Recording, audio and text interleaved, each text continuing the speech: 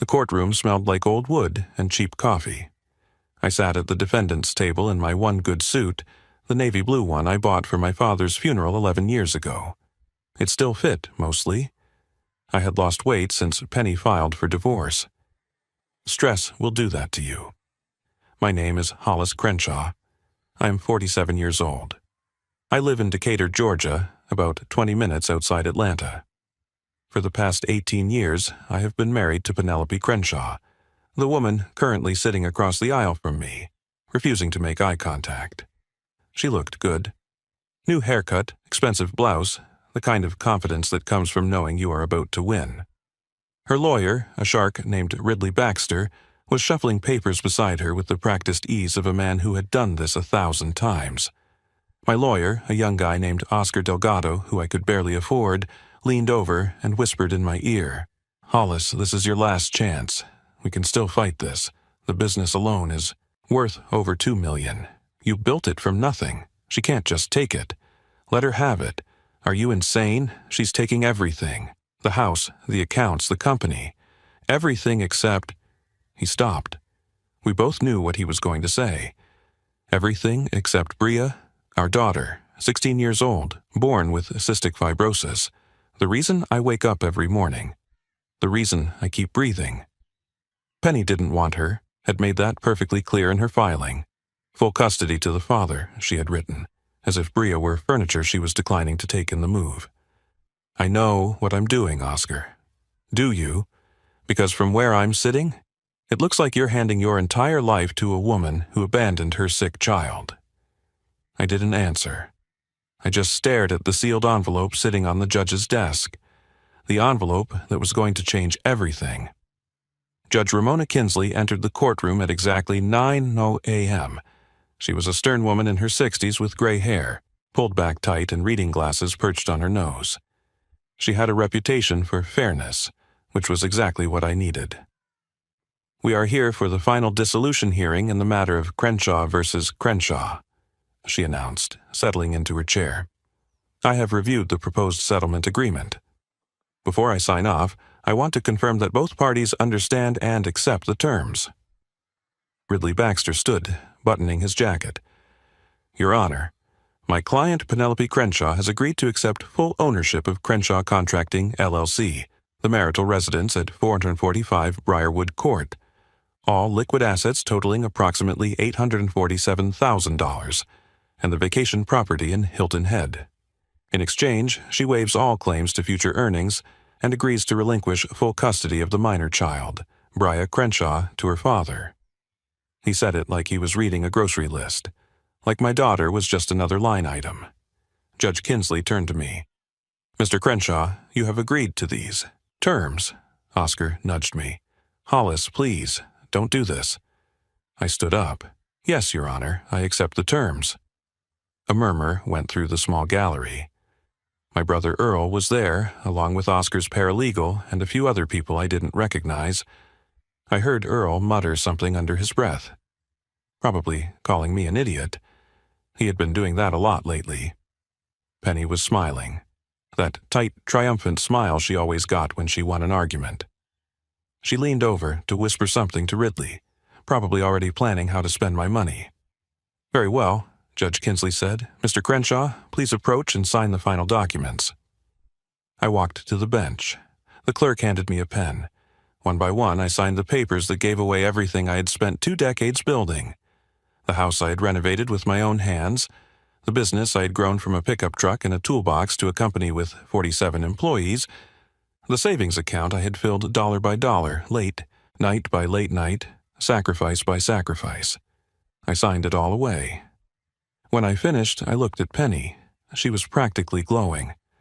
Thank you, Hollis, she said sweetly. I knew you would do the right thing. I didn't respond. I just walked back to my seat. Judge Kinsley was organizing the documents when she paused. There appears to be one additional submission, she said, picking up the sealed envelope. Mr. Crenshaw, you filed this separately, marked as Exhibit H, personal submission for judicial review only. The smile on Penny's face flickered. What is that? She asked, her voice suddenly sharp. Judge Kinsley opened the envelope.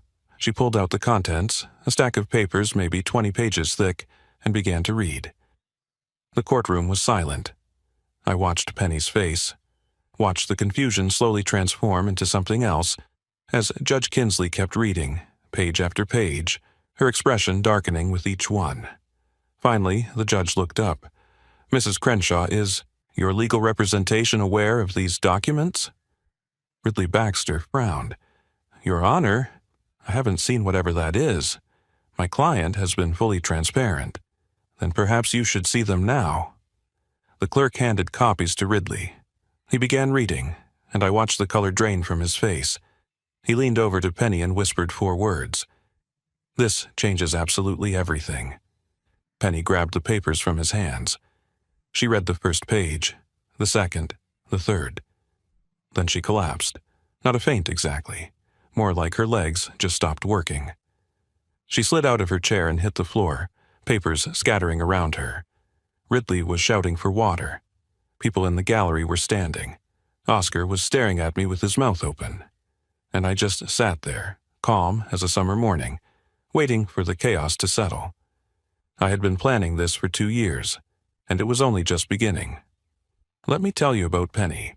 We met in 1999 at a construction site in Marietta. Was 22 years old, working as a framing carpenter for a company that barely paid minimum wage. She was 19, working the front desk at a real estate office across the street. She used to bring me lemonade on her lunch breaks. That sounds small, but you have to understand what my life was like back then. I had grown up poor in rural Alabama, dropped out of a high school to help support my family, and moved to Georgia with nothing but a duffel bag and a willingness to work. Nobody had ever taken care of me. Nobody had ever brought me lemonade just because. Penny did. We got married in 2001 at the Fulton County Courthouse. No family, no friends, just us and a judge who looked like he wanted to be anywhere else. I promised her that someday I would give her the wedding she deserved. A big one, with flowers and a dress and all the things she had dreamed about. I never did. There was always something more important. A bill to pay, a job to finish, a crisis to manage. Bria was born in 2008. The pregnancy was difficult, and when she arrived 6 weeks early, we knew immediately that something was wrong. The doctors ran tests for 3 days before they gave us the diagnosis: cystic fibrosis. If you don't know what that means, let me explain. CF is a genetic disease that affects the lungs and digestive system. It causes thick, sticky mucus to build up in the body, leading to infections, breathing problems, and a shortened lifespan. The average life expectancy for someone with CF has improved dramatically in recent decades, but it still requires constant management. Medications, physical therapy, regular hospital visits. It is exhausting. It is terrifying. It is a full-time job on top of whatever other full-time job you already have. Penny struggled with it from the start. I don't say that to be cruel. I think she genuinely tried, at least in the beginning. But caring for a chronically ill child requires a kind of endurance that not everyone has. You have to wake up at 3 a.m. for breathing treatments and then go to work like nothing happened. You have to smile when the doctors tell you bad news.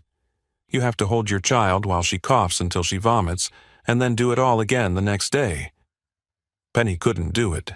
By the time Bria was 5, Penny had checked out. Not physically, at least not at first. She was still in the house, still going through the motions. But emotionally, she was gone. She stopped coming to doctor's appointments. Stopped helping with the physical therapy. Stopped, as far as I could tell, being a mother. I picked up the slack. What else was I going to do? Bria needed someone, and I was someone. Meanwhile, Crenshaw Contracting was taking off. The company I had started in 2005 with a used truck and a business card printed at Kinko's was becoming something real. Commercial contracts, residential developments, government bids. By 2015, we had 40 employees and revenue north of $3 million a year. I was proud of what I built, but I was also exhausted. Running a business while being the primary caregiver for a sick child leaves very little room for anything else, including a marriage. Penny and I grew apart. We stopped talking about anything except logistics. Who was picking up Bria when the next payment was due, whether we had remembered to buy milk. I should have seen the affair coming. His name was Lyle Maddock, a commercial real estate developer who had hired Crenshaw Contracting for a strip mall project in Alpharetta. He was smooth and successful, the kind of man who wore expensive watches and drove cars that cost more than most people's houses. Penny met him at a company event in 2020. By 2021, they were sleeping together. I found out the way husbands always find out. A phone left unlocked, messages that were meant to stay hidden. I love you, baby. Can't wait to see you tonight. Miss you already. Last night was incredible. When are you going to leave him? I want you all to myself. I read them all. Hundreds of messages, spanning months. A complete betrayal documented in text form. I wanted to confront her immediately, wanted to scream, to throw things, to demand explanations. But something stopped me. Bria. If I blew up the marriage right then, what would happen to our daughter? Penny had already proven she could not be counted on. A messy divorce, a custody battle, lawyers tearing apart our finances while Bria's medical bills piled up. It would destroy everything I had built to protect her. So I did something that surprised even me. I started planning. The first thing I did was hire a private investigator. His name was Darren Foyle, a former Atlanta police detective who now specialized in domestic cases. He was expensive, but thorough. I told him I needed everything. Every meeting, every hotel room, every lie. Over the next 18 months, Darren delivered. Photographs of Penny and Lyle at restaurants, hotels, even his beach house in Savannah. Financial records showing gifts he had bought her, trips they had taken, an entire secret life funded by his money and hidden from me. But that was not the most important thing Darren found. Hollis, he said during one of our meetings, sliding a folder across the table. You need to see this. I opened the folder. Inside were bank statements. Not from our joint accounts, which I monitored carefully, but from accounts I had never seen before. Accounts in Penny's name alone. Over the past 3 years, she had been siphoning money from Crenshaw Contracting. Small amounts at first, a few hundred here and there, easily hidden in the chaos of a busy business. But the amounts had grown. By the time Darren found it, she had stolen over $340,000. She's been embezzling from your own company, Darren said, and funneling it into accounts she thinks you don't know about. I stared at the numbers. $340,000. Money I had earned with my hands, my sweat, my years of sacrifice. Gone. There's more, Darren continued. She and Lyle have been talking about starting their own business. A property development company. Guess where the startup capital is coming from? My money. Your money. I sat with that information for a long time. In a normal divorce, this would be devastating evidence. Proof of infidelity, proof of theft, enough to destroy Penny in court and walk away with everything. But I had a different idea. Georgia is an equitable distribution state. That means, in a divorce, assets are divided fairly, but not necessarily equally. A judge considers many factors: the length of the marriage, each spouse's contributions, future earning potential, and misconduct. Misconduct. That was the key word. If Penny filed for divorce thinking she was going to win, thinking she was going to take everything and walk away clean, she would get cocky. She would overreach. She would make mistakes. And if I let her think she had won, if I gave her exactly what she asked for, I could use those mistakes to take it all back. Plus, interest. I spent 6 months with a forensic accountant documenting every dollar Penny had stolen. We traced the money through shell accounts, through Lyle's businesses, through a maze of transactions designed to hide the theft. Then, I took everything to a prosecutor in the Fulton County District Attorney's office. Her name was Nadine Prescott. She specialized in financial crimes, and when she saw what I had, her eyes lit up. Mr. Crenshaw, this is textbook embezzlement.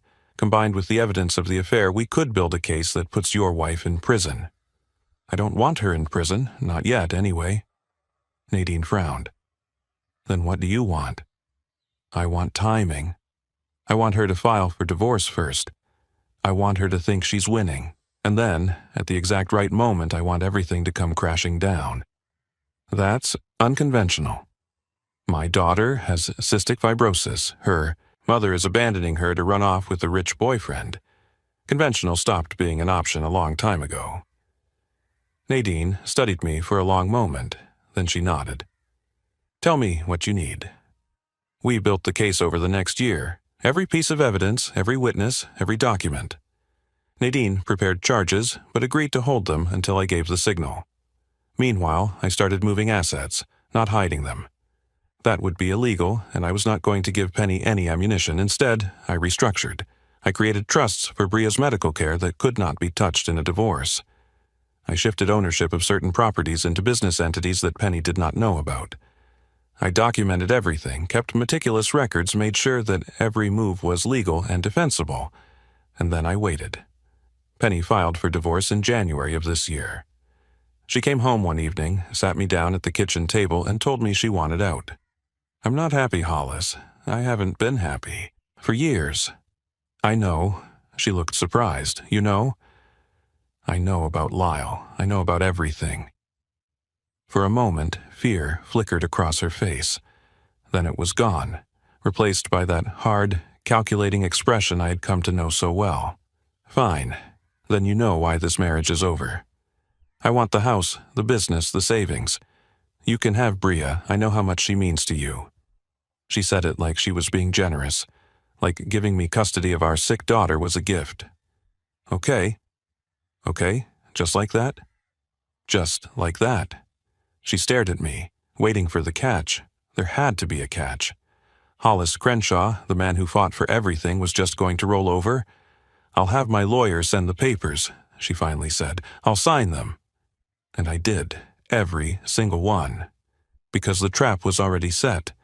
All I had to do was let her walk into it. The courtroom was still in chaos. Penny was on the floor, hyperventilating. Ridley Baxter was trying to help her up, while simultaneously reading through the documents, his face getting paler with each page. Judge Kinsley was banging her gavel, demanding order. I just sat there, calm, patient. Oscar grabbed my arm. Hollis, what the hell is in those papers? The truth. Eventually, they got Penny back into her chair. Someone brought her water. She was shaking, mascara running down her cheeks, looking nothing like the confident woman who had walked in an hour ago. Judge Kinsley finally restored order. Mr. Baxter, I take it you were not aware of the contents of Exhibit H? Ridley was sweating. No, Your Honor, this is... My client did not disclose. I can see that. The judge turned to me. Mr. Crenshaw, would you like to explain to the court what these documents contain? I stood slowly. Your Honor, Exhibit H contains 3 years of financial records documenting systematic embezzlement from Crenshaw Contracting, LLC, by my wife, Penelope Crenshaw. The total amount stolen is $347,218. The money was transferred to hidden accounts and used to fund a relationship with Lyle Maddock, a real estate developer with whom she has been having an affair since 2021. Penny made a sound like a wounded animal. The exhibit also contains photographs, text messages, and witness statements documenting the affair. Additionally, it includes a letter from the Fulton County District Attorney's Office indicating that criminal charges for embezzlement, wire fraud, and tax evasion are pending against Mrs. Crenshaw, contingent on the outcome of these proceedings. Ridley shot to his feet. Your Honor, this is ambush litigation. We had no opportunity to review these allegations. My client has rights. Your client has been stealing from me for 3 years, I said quietly. She can discuss her rights with the prosecutor. Judge Kinsley held up her hand. Both of you, sit down. She turned to Penny. Mrs. Crenshaw, do you have anything to say in response to these allegations? Penny was crying openly now. He's lying. He has to be lying. I never... These are bank records, Mrs. Crenshaw, transaction histories. Do you deny that these accounts exist? Silence. Do you deny that you transferred money from Crenshaw Contracting into these accounts without your husband's knowledge or consent? More silence. Judge Kinsley nodded slowly. I see. She removed her reading glasses and set them on the desk. Mr. Crenshaw, help me understand something. You knew about this embezzlement. You knew about the affair. Yet you agreed to sign over virtually all marital assets to your wife. Why? Because I wanted her to show who she really is, Your Honor. Explain. Penny abandoned our daughter. Bria has cystic fibrosis. She requires constant care, expensive medications, regular hospitalizations. When Penny filed for divorce, she specifically requested that I take full custody. She didn't want her own child. I paused, steadying my voice. I could have fought. I could have dragged this through the courts for years. But Bria doesn't have years to waste. She needs stability. She needs to know that at least one parent puts her first. So, you let your wife take everything? I let her think she was taking everything. The assets she claimed, the house, the business, the accounts, they're all tainted now. The business was funded with embezzled money. The accounts contain stolen funds.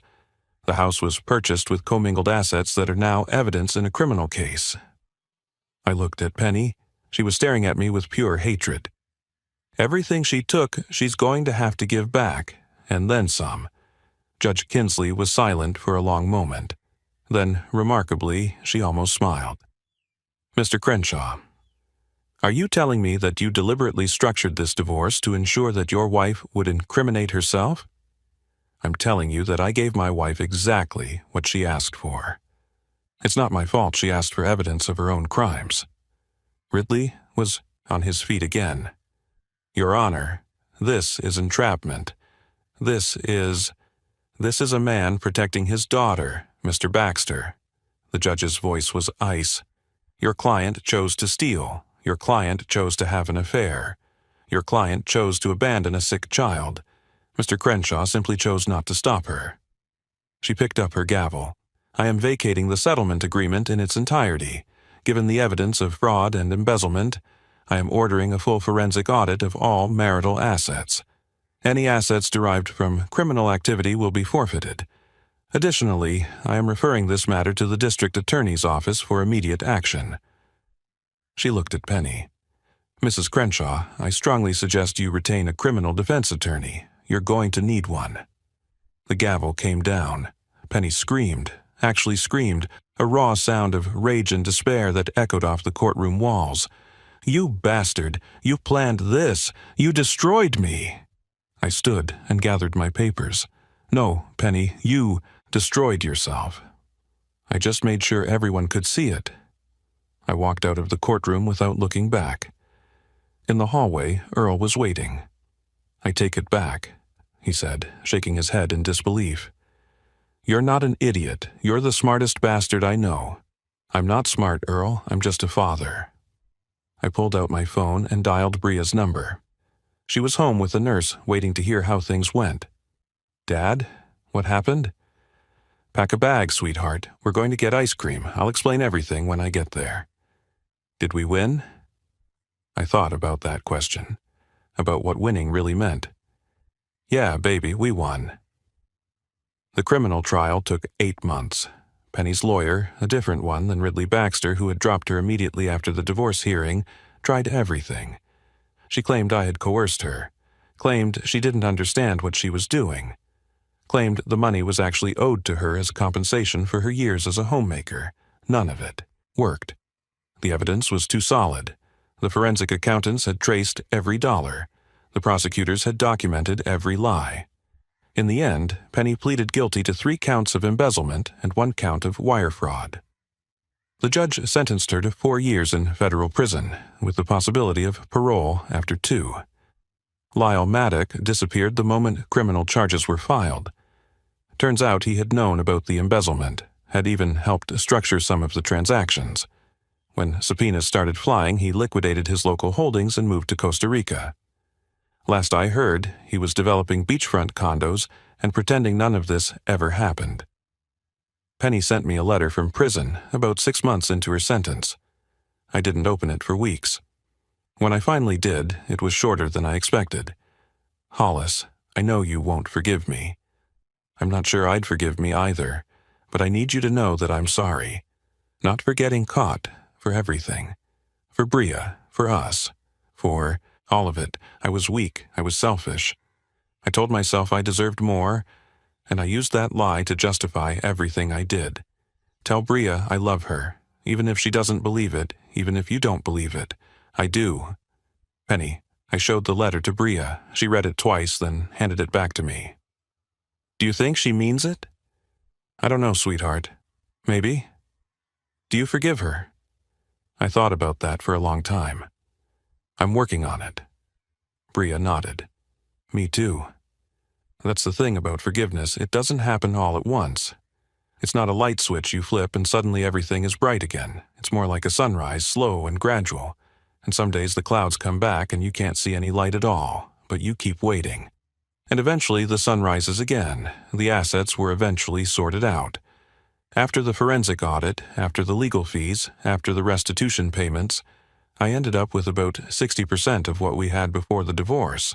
The house was sold, the business restructured, the vacation property liquidated. It was less than I started with, but more than I needed. I used some of the money to pay off Bria's medical bills. The rest went into a trust fund that will take care of her for the rest of her life, however long that turns out to be. Modern medicine has made incredible advances in treating CF. When Bria was born, the average life expectancy was about 35. Now it's closer to 50 and climbing. New medications, new therapies, new reasons for hope. She's 18 now, just graduated high school. She's planning to start community college in the fall, studying art therapy. She wants to work with sick kids, help them express their feelings through painting and drawing. I know what it's like to be scared, she told me when she announced her plans. I want to help other kids feel less alone. I cried when she said that. Couldn't help it. This kid, this amazing kid who has spent her entire life fighting just to breathe, wants to spend her future helping others fight too. If that's not proof that something good can come from something terrible, I don't know what is. Penny got out of prison last spring. She's living in a halfway house in Machen, working at a grocery store, trying to rebuild some kind of life. She asked if she could see Bria. I left that decision to my daughter. Bria said yes. They've met twice now. Coffee, mostly. Short visits, careful conversations. I don't know if they'll ever have a real relationship. Too much has happened, too much damage has been done. But they're trying, and sometimes trying is all you can do. I sold Crenshaw Contracting last year. A bigger company made an offer, and after thinking about it for a while, I decided to accept. The business had been good to me, had given me everything, but it had also taken everything. Every late night, every missed moment with Bria, every sacrifice that seemed necessary at the time but now felt like something stolen. I wanted those moments back. Not the ones already gone, you can't get those, but the ones still coming. So I took the money and I walked away. I'm not retired, exactly. I still consult sometimes, help smaller contractors figure out their operations, but mostly I spend my time with Bria. Driving her to appointments, helping her with her art projects, just being there, present and available, the way I always wanted to be but couldn't quite manage when I was building an empire. It's enough, more than enough. People ask me sometimes if I regret how I handled things. The trap, the patience, the 2 years of watching my wife steal from me while I documented everything and waited for the right moment. Couldn't I have just divorced her normally? Couldn't I have confronted her, fought it out in court, moved on with my life? Maybe, but here's what I've learned about justice. It doesn't always look the way you expect. Sometimes justice is a judge slamming a gavel and sending someone to prison. Sometimes it's quieter than that. Sometimes it's a sick kid graduating high school while the parent who abandoned her watches from a halfway house in Macon. Sometimes justice is just surviving. I spent 18 years married to a woman who slowly revealed herself to be someone I didn't recognize. Someone selfish, someone calculating, someone capable of abandoning her own child to chase a fantasy with a man who left her the moment things got hard. I could be angry about that. Part of me is, probably always will be. But anger is heavy. It takes up space you need for other things. What I carry instead is gratitude. Grateful for Bria, who taught me what love really means. Grateful for the years of struggle, which showed me what I'm capable of. Grateful even for Penny, in a strange way. Because without her betrayal, I might never have discovered how strong I actually am. The day after the final divorce hearing, I took Bria to get ice cream like I promised.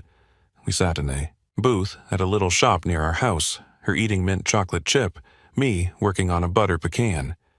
"Dad," she said between bites, "are you okay? I mean, really okay?" "I think so, sweetheart. Getting there, anyway."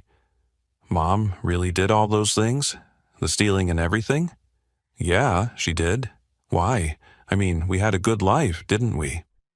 I thought about how to answer that. How do you explain to a teenager that some people are never satisfied? That some people spend their whole lives chasing something better and never realize that what they have is already enough?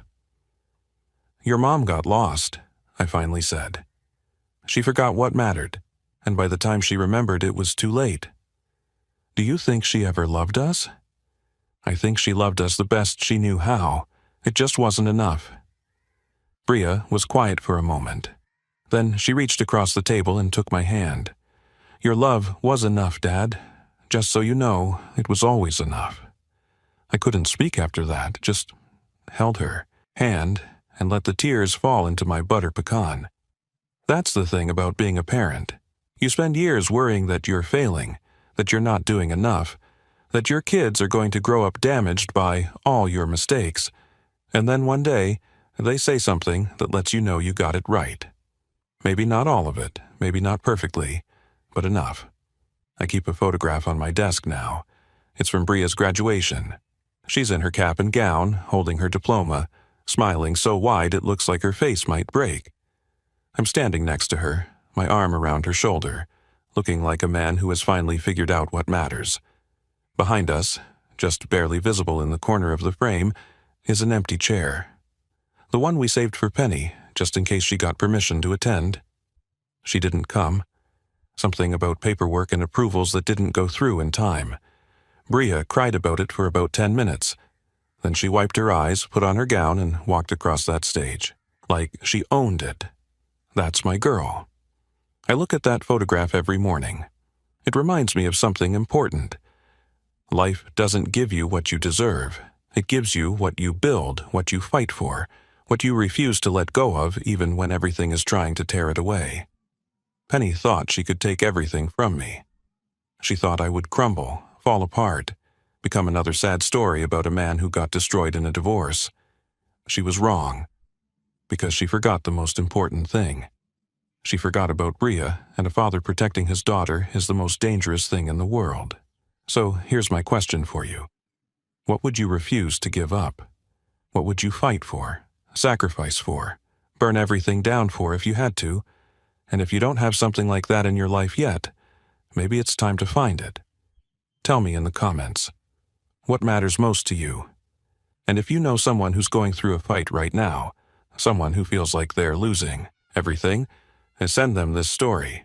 Because sometimes the people who look like they're losing are actually setting up the biggest win of their lives. You just have to be patient enough to see it through.